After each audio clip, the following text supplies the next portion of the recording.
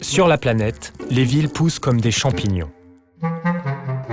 Et c'est en Asie et en Afrique qu'elles se multiplient le plus. Tiens, et qu'est-ce que ça peut bien changer à la face du monde, ça? En 1900, seul un humain sur 10 vivait en ville.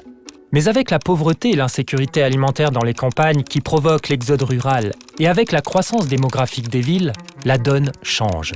Et en 2007, c'est la bascule. L'humanité qui était d'abord rurale devient surtout urbaine. Et elle va l'être de plus en plus. À la surface de la planète, les villes prospèrent. Certaines grossissent au point de devenir des métropoles, concentrant richesse et pouvoir. 31 d'entre elles franchissent le seuil des 10 millions d'habitants, se muant en mégapoles. Et une poignée forme de vastes réseaux qui rayonnent sur tout un territoire, des mégalopoles. À l'avenir, ces villes géantes vont se multiplier. Et c'est dans les pays du Sud encore peu urbanisés pour la majorité qu'il en apparaîtra le plus. L'Inde, la Chine et le Nigeria devraient même battre des records.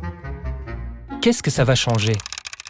Eh bien, si toutes ces villes qui sortent de terre offrent des emplois, des services, elles engendrent aussi de la pollution, des pertes de terres agricoles et des inégalités. La population y grandit plus vite que les équipements de base. Et les bidonvilles fleurissent. Ils devraient même tripler d'ici 2050 avec pas moins de 3 milliards d'habitants. Oui, 3 milliards. Comment ces villes peuvent-elles alors se développer de façon harmonieuse et durable?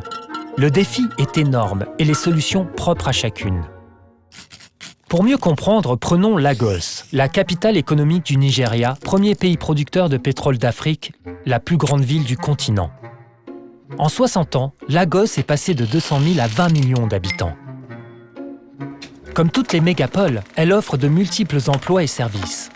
Mais ses transports polluent, ses quartiers les plus riches s'étalent, tandis que ses habitants les plus pauvres se pressent dans des bidonvilles ou de l'habitat informel sans traitement des eaux ni gestion des déchets. Que faire alors pour ces gens?